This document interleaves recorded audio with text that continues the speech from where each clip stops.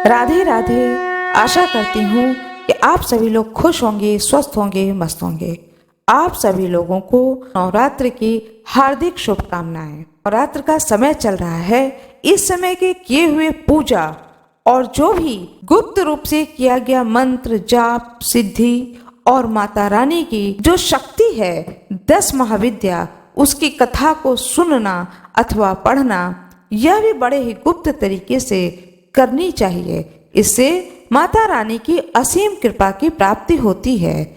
माता रानी की वह 10 महाविद्या, उसकी कथा आज मैं आप लोगों को सुनाने जा रही हूँ। कृपया इसे नित्य सुने।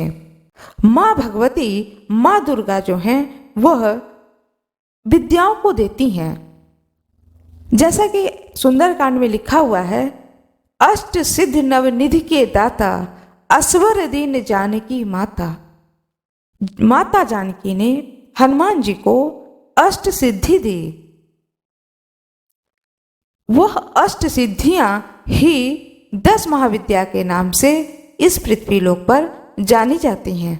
जो कोई भी इन 10 महाविद्या और 10 महाविद्या की जो देवी हैं उनकी कथा को नित्य प्रति सुनता है, माता जानकी, माता पार्वती, माँ दुर्गा उन पर अत्यंत ही प्रसन्न होती हैं और प्रसन्न होकर के अपने भक्तों को रिद्धि सिद्धि धन वैभव वाक शक्ति शत्रु नाशन, घर में सुख संपत्ति आए, घर में जो भी निगेटिव है वातावरण वह दूर हो जाए, यह सारी चीजें माता रानी की कृपा से प्राप्त होती हैं। घर में एकाग्र और शांत वातावरण बनता है। इसलिए इस 10 महाविद्या की कथा को नित्य सुने।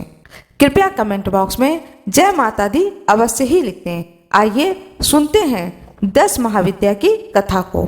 अब मैं आप लोगों को 10 महाविद्या के नाम के बारे में बता रही हूँ। 10 महाविद्या की अलग अलग देवी माता हैं। हर में माता की एक अपनी विद्या है। उन 10 महाविद्या में सर्वप्रथम काली माता है। प्रथम काली माता, तारा माता, छिन्नमस्तिका माता। नंबर 4 षोडशी माता। नंबर 5 भुवनेश्वरी माता। नंबर 6 त्रिपुर भैरवी माता। नंबर 7 धूमावती माता। नंबर 8 बागलामुखी माता। नंबर 9 मातंगी माता। नंबर 10 कमला माता। हर माता की अपनी पूजा और आराधना का एक तरीका होता है। जिस भी व्यक्ति पर इन 10 माताओं में से कोई भी एक माता प्रसन्न हो जाए, उस व्यक्ति के जीवन में किसी भी प्रकार का दुख नहीं रह सकता है। इसमें कोई संशय नहीं है। आइए जानते हैं सर्वप्रथम काली माता के बारे में। 10 महाविद्याओं में काली माता प्रथम है।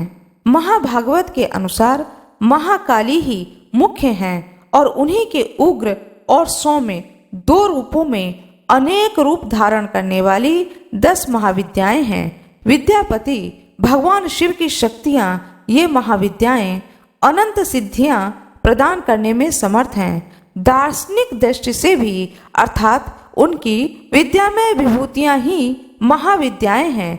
ऐसा लगता है कि महाकाल की प्रियतमा काली ही अपने दक्षिण और वाम रूपों में 10 महाविद्याओं के नाम से विख्यात हुई हैं। बृहन्नली तंत्र में कहा गया है कि रक्त और कृष्ण भेद से काली ही 2 रूपों में अधिष्ठित हैं। कृष्ण का नाम दक्षिणा और रक्त वर्णा का नाम सुंदरी है। कालिका पुराण में कथा आती है कि एक बार हिमालय पर अवस्थित मतंग मुनि के आश्रम में जाकर देवताओं ने महामाया की स्तुति की। स्तुति से प्रसन्न होकर मतंग वनिता के रूप में भगवती ने देवताओं को दर्शन दिया और पूछा कि तुम लोग किसकी स्तुति कर रही हो। उसी समय देवी के शरीर से काले पहाड़ के समान वर्ण वाली एक और दिव्य नारी का प्राकट्य हुआ। उस महातेजस्वी ने स्वयं ही देवताओं की ओर से उत्तर देते हुए कहा कि ये लोग मेरा ही स्तवन कर रहे हैं। वे काजल के समान कृष्णा थीं, इसलिए उनका नाम काली पड़ा।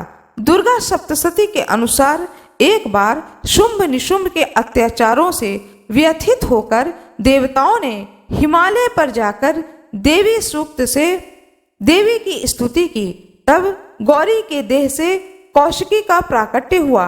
कौशिकी के अलग होते ही अम्बा पार्वती का स्वरूप कृष्ण हो गया था, जो काली नाम से विख्यात हुई। काली को नील रूपा होने के कारण तारा भी कहते हैं। नारद पंचरात्र के अनुसार एक बार काली जी के मन में आया कि वे पुनः गौरी हो जाएं। यह सोचकर वो अंतर्ध्यान हो गईं। शिव जी ने नारद जी से उनका पता पूछा। नारद जी ने उनसे सुमेरु पर्वत के उत्तर में दक्षिण के प्रत्यक्ष उपस्थित होने की बात कही। शिव जी की प्रेरणा से नारद जी वहां गए। उन्होंने देवी से शिव जी के साथ विवाह का प्रस्ताव रखा। प्रस्ताव सुन करके माँ देवी क्रुद्ध हो गईं और उनकी देह से एक अन्य षोडशी विग्रह प्रकट हुआ। उससे छाया विग्रह त्रिपुर भैरवी का प्राकट्य हुआ। काली माँ की उपासना में सांप्रदायिक भेद है। प्रायः 2 रूपों में इनकी उपासना का प्रचलन है। भव बंधन मोचन में काली की उपासना सर्वोत्कृष्ट कही गई है। शक्ति साधना के 2 पीठों में काली की उपासना श्याम पीठ पर करने योग्य है। भक्ति मार्ग में तो किसी भी रूप में उन महामाया की उपासना फलप्रदा है, पर सिद्धि के लिए उनकी उपासना वीर भाव से की जाती है। साधना के द्वारा जब अहंता, ममता और भेद बुद्धि का नाश होकर साधक में पूर्ण सुषुप्त का उदय हो जाता है, तब काली माँ का श्री विग्रह साधक के समक्ष प्रकट हो जाता है। उस समय भगवती काली की छवि अवर्णीय होती है। तांत्रिक मार्ग में यद्यपि काली माँ की उपासना दीक्षागम्य है, तथापि अनन्य शरणागति के द्वारा उनकी कृपा किसी को भी प्राप्त हो सकती है। जिस प्रकार से कालिदास जी ने माँ काली की उपासना करके विद्या को प्राप्त किया और उन्होंने माँ काली की कृपा से कितने ग्रंथों की रचना की और माँ काली का साक्षात दर्शन किए। यह भक्ति मार्ग है। भक्ति मार्ग के द्वारा माँ काली का आशीर्वाद प्राप्त करके उन्होंने माँ काली से विद्या की प्राप्त करी। जैसा कि हम सभी लोग जानते हैं कि रामकृष्ण परमहंस माँ काली के परम भक्त और परम उपासक रहे हैं। उन्होंने माँ काली की उपासना करके सिद्धि को प्राप्त करी और उस सिद्धि से माता रानी ने प्रसन्न होकर के उन्हें सिद्धि दी और इस सिद्धि को प्राप्त करके रामकृष्ण परमहंस नित्य प्रति माँ काली से बात करते थे, अपनी समस्या को बताते थे और माँ काली उनकी हर समस्या को दूर करती थी स्वयं खड़े होकर के। मूर्ति, मंत्र अथवा गुरु द्वारा उपदिष्ट किसी भी आधार पर भक्ति भाव से मंत्र जप, पूजा, होम और पुनश्चरण करने से भगवती काली प्रसन्न हो जाती हैं। उनकी प्रसन्नता से साधक को सहज ही संपूर्ण अभिष्टों की प्राप्ति हो जाती है। एक कथा यह भी है कि एक बार माँ काली बहुत ही क्रोधित हो गईं। जब उनका क्रोध किसी भी प्रकार से शांत नहीं हो रहा था, तब सारे देवी देवता उनके क्रोध को देखकर कांपने लगे और इधर उधर भागने लगे। तब भगवान शिव उनके पैरों के सामने धरती पर लेट गए और जब माँ काली उग्र रूप में चल रही थी तो उन्होंने नीचे धरती पर नहीं देखा और वह भगवान शिव के वक्षस्थल पर अपने चरणों को रख देती हैं। तब उनके मुंह से अनायास ही जीभ बाहर निकल आती है और वह सोचती हैं कि यह मैंने कौन सा पाप कर दिया। यह जब वो सोचती हैं तब उनका क्रोध शांत हो जाता है। उस वक्त सारे देवताओं ने खड़े होकर हाथ जोड़कर माँ काली की स्तुति करी है। तब माता रानी प्रसन्न होकर के सारे देवताओं को वरदान देती हैं कि जब कभी भी कोई देवता माँ काली की आराधना करेगा तब माता रानी उन देवताओं के सारे दुखों को दूर करने के लिए प्रकट होंगी। आशा करती हूँ कि आप लोगों को यह जानकारी अत्यंत अच्छी लगी होगी। यह कथा बहुत ही अच्छी लगी होगी। कृपया कमेंट बॉक्स में जय माता दी अवश्य ही लिख दीजिएगा। कृपया वीडियो को लाइक कर दीजिएगा। लाइक करने में आप लोगों का कोई नुकसान नहीं है, इसलिए कृपया लाइक जरूर कर दीजिएगा। चैनल को सब्सक्राइब कर दीजिएगा, बेल आइकन दबाना ना भूलिएगा। आप लोगों का बहुत बहुत धन्यवाद।